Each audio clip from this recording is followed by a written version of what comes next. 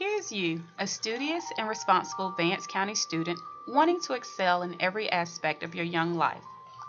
But there's one area that you just can't seem to conquer.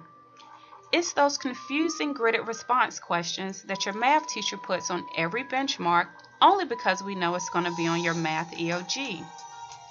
Like, who came up with these things? Do you put your answers on the left-hand side? No way, I remember my friend saying you always put your answer on the right-hand side.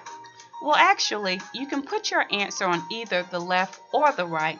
However, you should never put your answer in the center of the grid. That's a big no-no.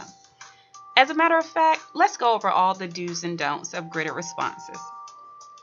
First, you should work your problem out in the spaces provided or on your scrap sheet of paper. Once you get your answer, go over to your grid and write your answer in the grids at the top, remembering to bubble in the numbers and the symbol that corresponds with the answer that you got. Don't worry if you have any blank spaces left. You don't have to put zeros there. You can just leave those blank. Now let's go over to some fractions. Say, for instance, you're given a problem like this where you can write your answer as 10.5, 10 and a half, or even 21 halves. Surely you can use the 10.5 on your gridded response or even the 21 halves, but never put a mixed number on your grids. Here's why. You can't have spaces on your grid, so your answer ends up looking like 101 halves when it's actually 10 and a half.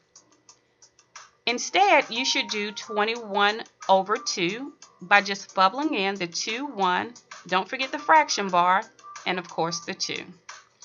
Pretty straightforward, but let's do a review. Here's all the do's and the don'ts of gridded responses. Always put your answer on the left or the right-hand side. Never leave a space in between your numbers or put your answer in the middle of the grid. Always write your decimal point and fraction in its own grid, and don't forget to bubble it in. Don't write other symbols like the percent sign, the dollar sign, or a comma. Make sure to bubble only one circle per column. Never enter a mixed number, or even worse, never try to use more than one fraction bar in one answer.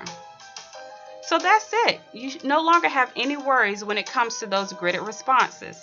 You're like a gridded response ninja now. You will totally master them in your entire math EOG.